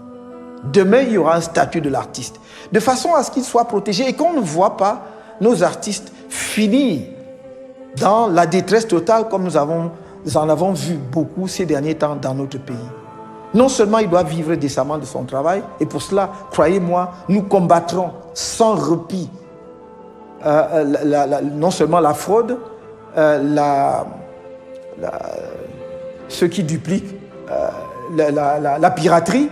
Nous combattrons sans répit la piraterie, de façon à ce que nos artistes puissent vivre décemment de leur travail. Mais nous assurerons aussi que les sociétés d'auteurs soient gérées par les artistes, que l'État se mette à l'écart de cela. Les artistes sont capables de s'organiser et de gérer leurs droits d'auteur. Donc combattre sans relâche la corruption, laisser la gestion des droits d'auteur aux artistes et surtout doter les artistes d'un véritable statut. Nous allons investir en accord avec des artistes. Je voudrais en identifier, parce qu'il faut travailler avec le monde des arts et non pas que l'État décide à leur place pour définir combien d'argent nous devons injecter dans le domaine de l'art et de la culture demain. Et je ne terminerai pas sur ce point sans vous dire que les principales ambassades du Cameroun demain auront des centres culturels camerounais. Parce que si on veut montrer la vitrine de notre culture, c'est à travers cela. Et il ne faut pas croire que ça coûtera plus d'argent qu'on en dépense aujourd'hui. Nous avons aujourd'hui des attachés culturels, en fait, qui sont des fonctionnaires et qui n'ont peut-être pas toujours justement l'expérience ou la formation nécessaire pour vendre le pays. Je parlais tout à l'heure des Camerounais talentueux. Imaginez combien de commissaires aux expositions camerounais nous avons dans le domaine, dans le monde. Ceux qui peuvent se prononcer avec autorité dans le domaine de la peinture, dans le domaine de l'organisation d'un festival. Et donc, quand on a tout ce talent-là, quand on a des musiciens de l'envergure que nous avons, on doit avoir, par exemple, une académie de musique au plan national. Pas seulement un orchestre, mais une académie de musique au plan national. On doit pouvoir avoir des festivals courus parce que nous avons des gens qui ont l'ingénierie pour promouvoir cette culture. Nous devons avoir véritablement des écoles où des peintres ou des sculpteurs camerounais sortent et produisent des œuvres de l'esprit qui vont rayonner et faire rayonner notre pays dans le monde. J'ai pensé que d'ores et déjà, je peux indiquer, en attendant les conditions de mise en œuvre en partenariat avec les artistes, que nous pouvons parfaitement concevoir que dans chaque chef-lieu de région, dans chacune des capitales des 10 régions du Cameroun, il faudra demain une maison de l'art et de la culture. Une maison plus exactement des arts et de la culture. Où un jeune Camerounais qui veut faire de la musique peut y trouver un cadre. Ou un jeune Camerounais qui veut faire une exposition de peinture ou de sculpture peut y trouver un cadre. Ou des jeunes Camerounais qui veulent apprendre la danse peuvent y trouver un cadre. Ou des jeunes Camerounais qui veulent jouer une pièce de théâtre peuvent y trouver un cadre. Et où des Camerounais peuvent aller justement découvrir tous ces talents en fin de semaine et se décharger d'une semaine de travail. Ça, c'est une des priorités qu'il faudra mettre en place dans les 10 régions du pays, de façon à offrir aux Camerounais justement ces lieux où à la fois on découvre les talents et où les talents se produisent. Dans le domaine culturel, il y aura quelques institutions symboliques marquant notre volonté de porter notre culture à un autre niveau, de faire du Cameroun une véritable puissance culturelle en Afrique.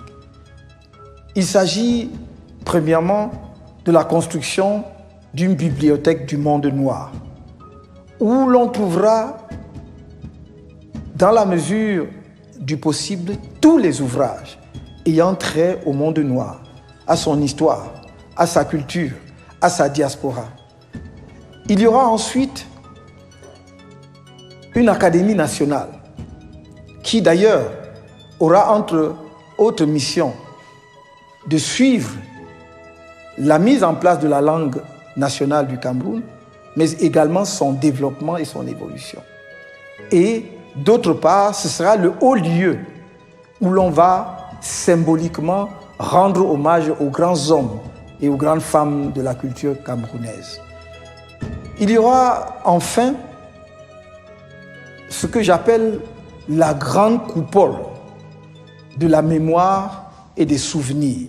C'est le lieu où toutes les grandes personnalités publiques marquantes de l'histoire de notre pays, récentes ou anciennes, dont on peut trouver encore les vestiges, que ce soit leurs cendres, la terre de l'endroit où ils sont morts, ou pour ceux qui sont encore vivants, leurs cendres, leurs photos et autres, seront entreposés comme chez certains, on parle de panthéon. Ce sera, pour rendre cela intelligible pour tout le monde, le panthéon camerounais. La grande coupole de la mémoire et des souvenirs. De la mémoire parce que c'est le lieu de mémoire de notre histoire politique. Des souvenirs pour que justement ceux qui se sont sacrifiés, ceux qui ont été des héros nationaux, ceux qui ont rendu des services exceptionnels au Cameroun, ne soient jamais oubliés. Et ils seront justement des gens peut-être de traditions politiques différentes. Car la réconciliation de la mémoire du Cameroun, la construction de la nation passe par un moment de convergence entre les deux grands courants qui se sont affrontés même à un moment dans l'histoire politique de notre pays. Ceux qui d'ailleurs ont été instrumentalisés par les puissances coloniales contre leur propre population, parfois justement sans en mesurer la portée, et ceux qui en ont été les victimes. Nous voulons être à l'intersection de cette histoire pour justement être l'agent historique de cette réconciliation. C'est à cela que servira la grande coupole de la mémoire et des souvenirs. Dans le domaine du sport,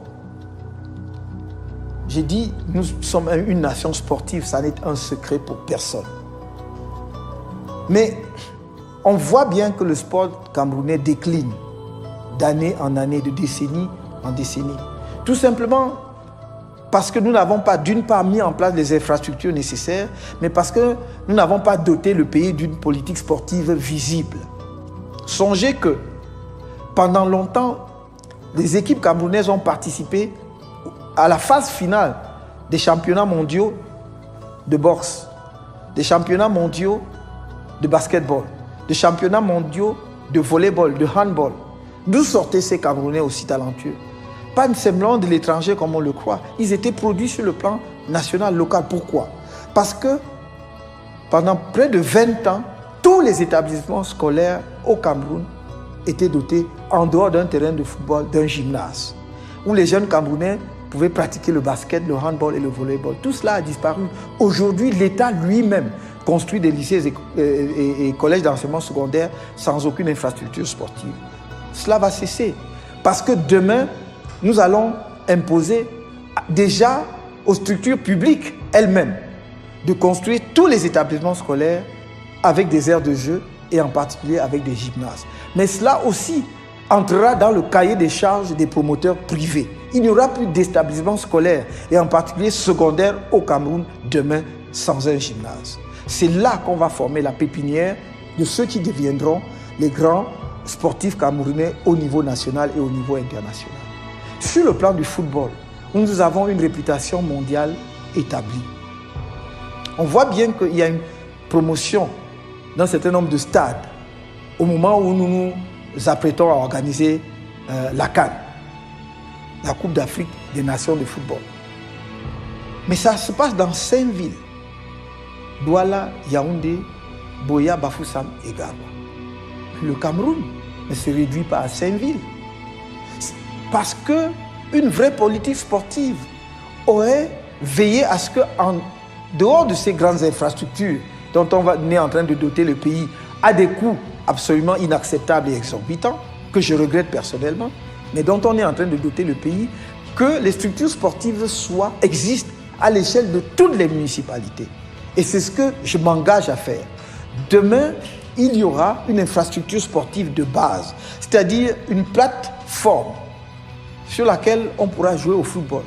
Et autour du stade de football, on pourra pratiquer l'athlétisme dans les 360 communes du Cameroun. Soit on transfère les financements aux communes pour le faire, soit ce sera sur la base d'un partenariat avec l'État, la commune étant appelée à montrer le terrain, donc à trouver 1 à 2 hectares, et l'État se chargeant de construire la plateforme sportive. De la sorte, nos jeunes, quand ils finissent l'école, n'auront pas simplement le choix à aller s'installer dans un bar. Ceux qui aiment le sport pourront aller jouer au football. Ceux qui veulent simplement maintenir leur forme pourront aller courir autour du stade. Et ceux qui veulent pratiquer l'athlétisme trouveront là aussi des infrastructures adaptées. Il ne s'agit pas de construire des stades olympiques dans les 360 communes, mais une plateforme de base qui ne coûte pas extrêmement cher. Et vous avez vu que même dans nos grandes villes, où justement, les grosses municipalités sont divisées en plusieurs municipalités. La plupart des communes n'ont pas d'aire de jeu. Résultat, les jeunes jouent dans les rues ou sur n'importe quel terrain vague. Non seulement avec des risques d'accident, mais avec le risque aussi d'être en rupture de banc par rapport aux propriétaires des lieux. Donc, voilà ce que nous entendons faire, entre autres dans le domaine du sport, juste pour donner un aperçu, parce que inutile d'insister sur la formation qui est fondamentale. Je peux simplement ajouter que demain, il faudra aussi, pour les sportifs camerounais de haut niveau, mettre en place ce qu'on appelle des lycées sportifs, c'est-à-dire des lycées, des établissements scolaires dédiés où un jeune Camerounais talentueux peut à la fois suivre des enseignements scolaires, donc faire des études et pratiquer son sport. Vous avez des jeunes Camerounais qui ont la morphologie naturelle d'un basketteur. Il a 2 mètres. Dans tous les grands pays, dès que vous avez 2 mètres, on vous approche pour pratiquer le basket, sans même que vous demandiez, même si vous n'avez jamais touché un ballon de basketball. Et dans cet établissement, vous suivez vos études normalement, parce qu'on est aussi conscient que ce ne sont pas tous les jeunes qui vont réussir. Et donc ceux qui n'auront pas réussi auront fait leurs études et peuvent s'insérer dans la vie active. C'est pour cela que nous pensons qu'il est absolument indispensable demain de commencer à mettre dans un certain nombre de localités ce genre de lycée sportif dans notre pays. J'ai parlé tout à l'heure de la solidarité. Politique sociale et de la solidarité. la solidarité est extrêmement importante pour nous. Amener les Camerounais à comprendre qu'ils sont fils et filles d'une même nation, le vivre ensemble dont nous parlions, ça ne peut pas rester théorique. Et c'est pour cela que nous voulons mettre en place un service national des volontaires de la solidarité.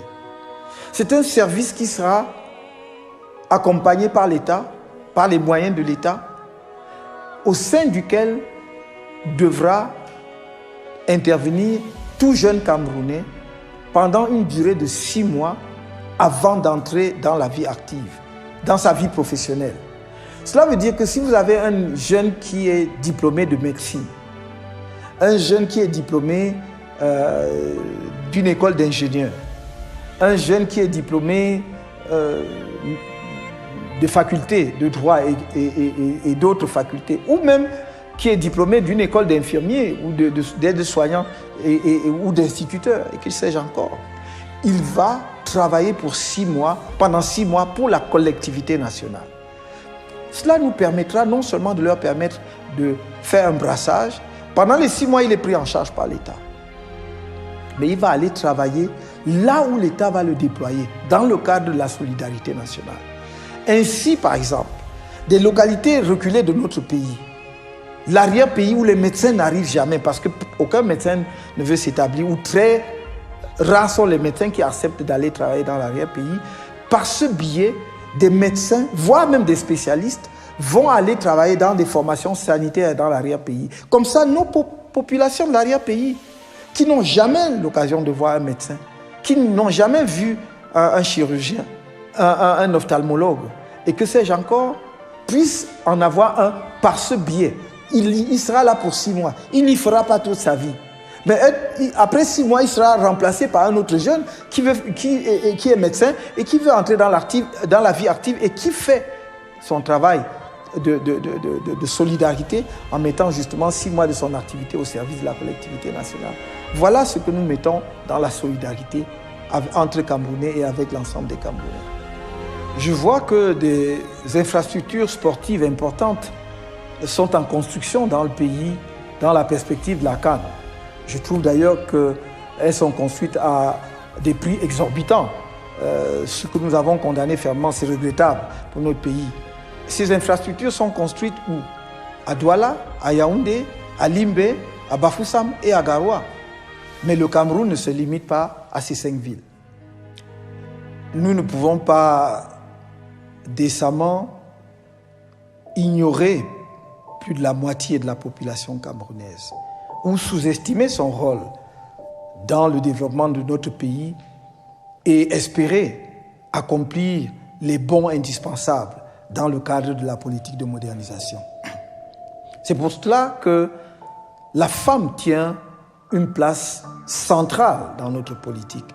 Non seulement parce que c'est elle qui est en fait le socle sur lequel repose la famille, et en particulier la famille africaine et camerounaise en l'occurrence, mais parce qu'elle a un rôle majeur dans l'encadrement des enfants et dans sa contribution au développement global du pays. Il est hors de question que demain, on continue de poursuivre une politique qui réduit la femme camerounaise à un rôle d'applaudissement dans les meetings ou pour exalter les louanges de je ne sais qui. La femme camerounaise aura non seulement sa place, mais toute sa place dans la politique que nous voulons mettre en œuvre. D'abord dans les institutions publiques. Elles ne seront pas dans notre gouvernement simplement des symboles pour rendre témoignage de ce que les femmes font partie du gouvernement. Elles occuperont, pour autant qu'elles en ont la compétence, et Dieu sait si elles sont nombreuses au Cameroun, des femmes qui en ont la compétence, des ministères clés, y compris des ministères de souveraineté. Nous avons vu combien en Afrique, j'aurais pu citer d'autres pays dans le monde, mais surtout combien dans nombre de pays africains, pour parler du Nigeria et bien d'autres, des femmes ont joué un rôle crucial dans le redressement économique du pays. N'oublions pas que notre voisin a eu pour femme, pendant quelques années, a eu pour ministre notre voisin. N'oublions pas que notre voisin, le Nigeria, a eu pendant quelques années pour ministre de l'économie et des finances une femme. Et c'est elle qui a redressé l'économie nigériane. Nous pouvons et nous avons au Cameroun, qu'elles soient dans des institutions au Cameroun ou à l'étranger, nous avons au Cameroun des femmes qui ont cette envergure et qui peuvent jouer de tels rôles. Donc, il ne s'agira pas de rôle symbolique dans le gouvernement, mais elles devront pouvoir être en capacité de gérer les entreprises publiques, d'être à la tête des entreprises publiques. Des efforts sont faits dans d'autres compartiments de l'administration, y compris jusque dans l'armée et l'administration territoriale, mais nous allons aller plus loin pour que la femme camerounaise soit également dans le secteur privé un acteur extrêmement important, soit capitaine d'industrie, développe des affaires. Nous avons quelques exemples dans le secteur privé camerounais, mais il ne faut pas que ce soit des exemples isolés. Il faudra respecter la femme dans ce qu'elle est, dans sa dignité.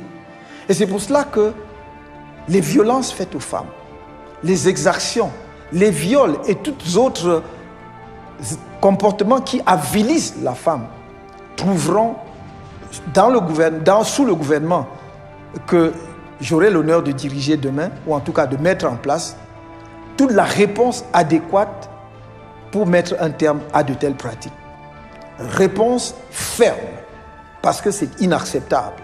On ne peut pas considérer des êtres humains uniquement sur la base de différences de sexe comme des objets à la disposition d'autres êtres humains. Mais la femme doit également, demain, jouer un rôle important au Parlement, jouer un rôle important dans d'autres institutions de l'État. J'ai pris l'engagement que le taux de scolarisation de la jeune fille sera accru significativement au cours de notre mandat. À cet égard, j'ai dit que jusqu'à l'âge de 16 ans, la scolarisation de la jeune fille et du jeune garçon sera obligatoire. Il est important de donner à la femme non seulement toute sa place, mais de comprendre qu'elle a en fait une contribution particulière due à sa sensibilité naturelle vis-à-vis des problèmes des enfants, vis-à-vis des problèmes de la société, au regard des problèmes de la société. Et je pense qu'à cet égard, il faudra lui donner effectivement une chance de jouer pleinement ce rôle. Il y a encore des obstacles aujourd'hui, dus par exemple à la limitation, pour ne pas dire au blocage, de l'accès de la femme au foncier, en matière de successoral par exemple. Il faudra lever toutes ces entraves, tous ces obstacles, pour permettre à la femme camerounaise de jouer pleinement son rôle. Mais on ne peut pas parler de la femme sans penser automatiquement à l'enfant. Et nous avons une société où nous observons de plus en plus de dérives intolérables, non seulement concernant les femmes, mais qui, pire encore, concernant les enfants. Et toutes ces dérives doivent faire l'objet non seulement d'une attention particulière de l'État, par la mise sur pied des structures adéquates du suivi de la femme et de l'enfant, y compris dans leur maternité. C'est pour cela qu'il y avait à l'époque des maisons de conseil où les femmes pouvaient aller recevoir des conseils en matière de natalité, de procréation, d'espacement de naissance pour protéger leur propre vie, mais également où elles pouvaient avoir des conseils en matière de santé maternelle et infantile. Nous veillerons tout particulièrement à ce que dans certaines régions de notre pays, où il y a encore des pesanteurs culturels qui font obstacle à la scolarisation de la jeune fille, ces pesanteurs soient levés. Que l'on montre en exemple les femmes de ces régions qui ont réussi et qui doivent être des modèles pour les autres jeunes filles. Le fait d'aller à l'école ne doit pas être, pour une jeune fille, ne doit pas être synonyme de son incapacité à tenir un foyer, à respecter son époux ou à faire fonctionner sa famille. Au contraire, ce sont, j'allais dire, des talents supplémentaires, des moyens supplémentaires qu'elle amène au foyer pour permettre à la famille de vivre mieux, mais également pour prendre un meilleur soin de ses enfants et de son mari. Donc, l'État doit mettre au cœur de sa politique sociale une vraie politique de la femme. Et je termine sur ce point en disant, il n'y aura plus de situation où, à compétence égale, ou à responsabilité égale, une femme gagne moins ou gagne un salaire inférieur à celui d'un homme. C'est inacceptable et cela ne pourra pas se poursuivre. J'ajoute d'ailleurs à cet égard que la maternité de la femme ne doit pas être regardée comme un obstacle à son activité professionnelle, mais au contraire, comme un service pour la collectivité nationale, parce qu'elle est porteuse de maternité, elle est le vecteur de la création. Et qu'est-ce que c'est qu'une société qui ne renouvelle pas sa population? Or, ce n'est pas la femme qu'on renouvelle la population. Donc, l'État doit, en partenariat d'ailleurs avec le secteur privé où des femmes travaillent également, s'assurer qu'elles reçoivent l'accompagnement nécessaire pendant la grossesse comme pendant les premiers jours et les premiers mois de naissance de l'enfant, pour s'assurer donc qu'elles accompagnent ces jeunes enfants qui viennent au monde dans les meilleures conditions pour qu'ils entrent dans la vie. Dans le domaine de la défense, il faut reconstruire une armée qui ait toute la crédibilité qu'elle a eue à une époque. Notre armée aujourd'hui souffre de maux multiples et certains de ces éléments peuvent commettre les dérapages dont l'actualité nous donne des exemples. Ça n'est pas cela l'image de l'armée camerounaise. Ça n'est pas cela l'image de l'armée nationale que nous voulons bâtir ensemble avec les spécialistes de la défense. Notre armée manque d'une véritable politique de défense renouvelée et adaptée aux défis du monde d'aujourd'hui. Il nous faut demain, et des spécialistes travaillent à cet égard, un livre blanc de la défense. Il faut que nous sachions quelle est notre doctrine de défense. Nous voulons une armée de métier, une armée de professionnels, mais qui doit être articulée à sa population. Parce que notre armée, tout en étant une armée professionnelle, doit être une armée populaire. Parce qu'elle doit travailler en synergie et en symbiose avec le peuple et avec les populations camerounaises, dont elle assure la défense et sur laquelle elle doit compter pour remplir efficacement ses missions, ne serait-ce qu'en termes justement de collecte d'informations. C'est une armée où on doit respecter la bonne tradition militaire, où l'ancienneté est strictement respectée dans les promotions. C'est une armée où le matériel, l'équipement militaire doit faire l'objet d'un soin et d'une attention particulière parce qu'elle doit être modernisée, être à jour pour permettre justement à nos forces de défense de donner le meilleur d'eux-mêmes et de répondre efficacement aux défis auxquels le pays est exposé. Cette armée-là sera une armée républicaine, formée pour respecter les institutions de la République, mais également la démocratie. Ce n'est pas une armée formée pour être utilisée contre des Camerounais. C'est une armée qui doit assurer la défense des frontières nationales. Et cette armée-là, armée républicaine, armée en phase avec sa population, qui contribue à la démocratie, doit savoir qu'elle est l'avant-garde, l'élite de la nation. Nous voulons demain une armée au sein de laquelle, parce que la plupart des officiers et des officiers supérieurs de l'armée sont des gens très bien formés, une armée au sein de laquelle on sent un foisonnement en termes également d'innovation, y compris en termes justement de travail sur les équipements de l'armée. Et cette armée-là sera une armée avec non seulement dans les équipements qu'il faut, mais avec une politique de casernement effective. L'armée ne doit pas être dans la nature. Les éléments des forces de défense, lorsqu'on parle d'une armée professionnelle et d'une armée de métier, doivent être dans les casernes. Et il faut que ces structures-là soient vraiment décentes, adaptées, entretenues. Nous connaissons encore des structures qui remontent aux indépendances et qui manifestement sont dépassées.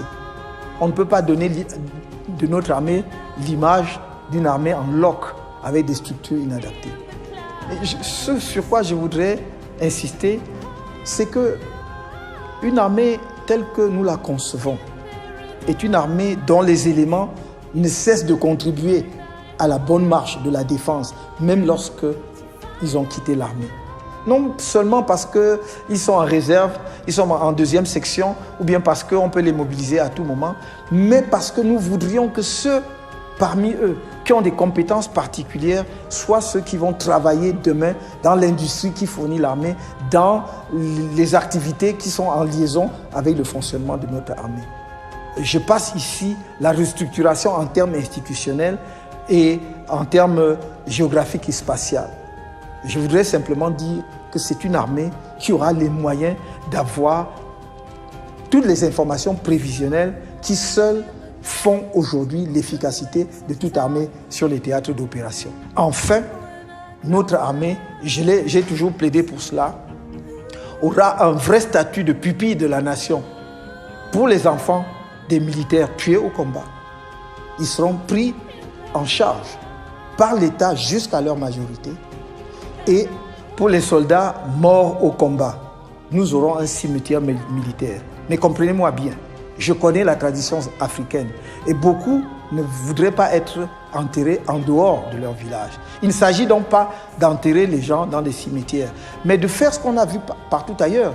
Même s'ils sont enterrés chez eux, il devrait y avoir un cimetière militaire avec une croix ou un signe, peu importe quel sera le signe, qui porte leur nom, pour que la nation se remémore éternellement du sacrifice qu'ils auront consenti pour elle.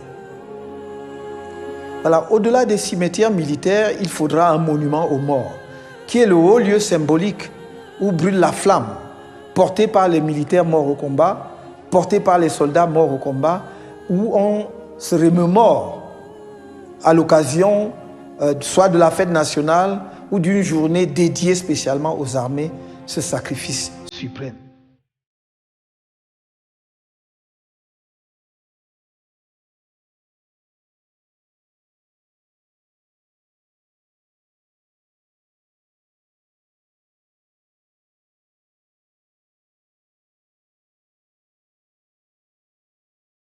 Mon cinquième chantier est le chantier de la politique étrangère et de la diaspora.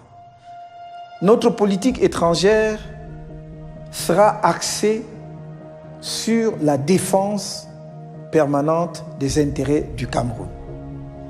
Il s'agira bien entendu de renouveler et de renforcer nos relations avec nos partenaires historiques, mais également de diversifier ces relations de façon à aller vers de nouvelles opportunités, tant il est vrai qu'au cours des 60 dernières années, le nombre des États membres des Nations Unies a augmenté et les perspectives de développement avec diverses nations du monde se sont considérablement enrichies. Nous irons partout où nous pouvons trouver quelque chose qui vient nous renforcer dans la construction de notre pays, dans le développement du Cameroun, dans sa modernisation, dans son industrialisation. Il n'y aura pas d'a priori, tant il est vrai que, tout en reconnaissant le legs historique, nous devons être conscients que l'histoire n'est pas écrite d'avance et que chaque nation, et c'est normal, est tout à fait légitime à défendre d'abord et prioritairement ses intérêts. Nous défendrons ceux du Cameroun de façon opiniâtre et de façon constante. S'agissant de la diaspora camerounaise, il s'agit de bâtir un véritable pacte avec nos compatriotes de l'étranger. Nous partons de l'observation évidente, et depuis très longtemps déjà, que le Cameroun a l'une des diasporas africaines les mieux formées, diversifiée, installée dans plusieurs pays, où elle s'est frottée aux expériences étrangères, où elle est armée pour mener la compétition technologique, où elle a acquis l'expérience justement du développement de ces pays. Nous avons besoin de cette expérience. Nous avons besoin de la richesse accumulée par la diaspora grâce à un travail acharné et assidu. C'est pour cela que, pour faciliter justement leur contribution à la modernisation du pays, nous allons très rapidement faire passer, soumettre à l'Assemblée nationale, en tout cas au Parlement, un projet de loi sur la double ou la plurinationalité. De façon à ce que un Camerounais qui a acquis une nationalité à l'étranger, sans doute pour des besoins d'une meilleure insertion dans son pays de résidence, qui lui d'ailleurs facilite l'accès à des savoirs qui ne seraient autrement pas mis à sa disposition, que ces Camerounais-là puissent revenir dans leur pays et faire un partage d'expérience, contribuer au développement du pays. Des exemples sont nombreux où on a vu le rôle de la diaspora être déterminante. On connaît un certain nombre de pays de l'Afrique du Nord. Peut-être puis-je ici en citer quelques-uns pour illustrer le Maroc. On sait le rôle de la diaspora marocaine dans l'essor de ce pays au cours des 10 dernières années, qu'il s'agisse des universitaires, des hommes d'affaires ou même parfois des hommes politiques. Mais on voit aussi des pays, par exemple, comme l'Éthiopie, où lorsque des opérations de grande envergure, comme le financement du grand barrage de la Renaissance a été lancé, c'est la diaspora éthiopienne, pas qu'elle, le peuple éthiopien en entier, mais avec une contribution significative de la diaspora éthiopienne. C'est sur ces bases que nous voulons construire ce partenariat-là, j'allais dire presque ce pacte, cette alliance avec la diaspora camerounaise, qu'ils se considèrent partout où ils sont, et quelle que soit par ailleurs la nationalité qu'ils ont acquise comme Camerounais. Camerounais dont le pays a besoin. Le pays a besoin de leur contribution scientifique pour animer nos structures de recherche, pour enseigner dans nos universités. Le pays a besoin de leur expérience technologique pour travailler dans nos usines, dans nos structures d'innovation. Le pays a besoin de leur capacité financière, les mobiliser parce que nous allons créer une agence de la diaspora avec un fonds de la diaspora où ils peuvent placer justement leur argent qui va avoir la garantie de l'État et qui peut être fructifié. Parce que en tant que contribution, évidemment, le taux de rémunération ne sera pas le taux du marché, mais ils auront la garantie de pouvoir retrouver leurs fonds à tout moment. Donc, c'est cette diaspora-là que nous voulons. Et c'est parce que nous avons une diaspora exceptionnelle que j'ai promis aux Camerounais, j'ai dit aux Camerounais que nous leur donnons un délai de 3 ans pour construire une voiture camerounaise. Non pas pour le plaisir, j'allais dire, douteux de construire une voiture, parce qu'en soi, il ne s'agit pas de se faire plaisir en faisant un jouet, mais parce que nous voulons au cœur de l'Afrique montrer que le peuple africain, et en l'occurrence les Camerounais, sont capables de maîtriser la technologie, de maîtriser cette technologie si utile, parce que ça fabrique justement un objet qu'on appelle véhicule qui est aujourd'hui indispensable pour tout essor économique. Comment est-ce que nous allons évacuer nos produits agricoles? Comment est-ce que nous allons faciliter la mobilité dont je parlais tout à l'heure si on ne peut pas? Or, le Cameroun a la chance unique d'avoir de nombreux de ses enfants, filles et garçons, qui travaillent dans les plus grandes compagnies de construction automobile dans le monde, en Allemagne, mais également en France, en Angleterre. Et je ne comprends donc pas pourquoi nous n'allons pas tirer avantage, tirer profit de cette situation qui nous est avantageuse justement. D'autres ne le font peut-être pas parce qu'ils n'ont pas la ressource humaine pour le faire. Nous avons la ressource humaine pour le faire. Et je ne donne cela qu'à titre illustratif, parce qu'il y a plein d'autres domaines où la diaspora camerounaise va nous être d'un apport exceptionnel. Je parlais tout à l'heure de l'énergie solaire. Ils sont nombreux. J'en connais en Afrique de l'Ouest qui électrifient le monde rural. On en connaît en Allemagne qui construisent des plaques photovoltaïques qui ont été reçues par la chancelière allemande, etc., etc. C'est pour cela que je dis, j'ai besoin de cette diaspora. Qu'elle sache que je compte sur elle, elle peut compter sur moi. Et je pense que si elle peut désormais comprendre qu'il n'y a pas au pouvoir au Cameroun un gouvernement ou un dirigeant qui leur est hostile ou qui est soupçonneux, suspicieux par rapport à la diaspora, que l'on considère généralement comme étant des opposants, qu'elle sache que j'attends que demain, elle vienne être un des acteurs majeurs de la modernisation de notre pays. Voilà les 5 chantiers. Ils sont immenses, à la mesure du défi lancé à notre pays, mais aussi à la mesure de l'ambition que nous portons pour lui. Bien sûr, les contraintes de temps ne m'ont pas permis d'aller en détail, mais croyez-moi que chacun de ces chantiers est infiniment plus riche et plus détaillé que ce que j'ai pu vous dire dans le laps de temps de cette présentation orale. Vous trouverez un programme beaucoup plus fourni, beaucoup plus détaillé dans une version écrite qui sera disponible en version électronique comme en version papier dans les semaines à venir et en tout cas avant la période cruciale de la grande campagne électorale ouverte à tous. Avec cela, nous avons un horizon radieux devant nous. Ce programme vous donne la mesure du travail de réflexion préalable que nous avons effectué, de la préparation et du niveau de préparation qui a été le nôtre. Nous ne cherchons pas le pouvoir pour tâtonner. Ce n'est pas quand nous accéderons au pouvoir que nous demanderons par quel bout il faut prendre. Nous savons ce qu'il y a à faire. Nous avons travaillé sur un calendrier précis et ce programme sera mis en œuvre aussitôt que vous nous ferez l'honneur de nous porter à la présidence de la République.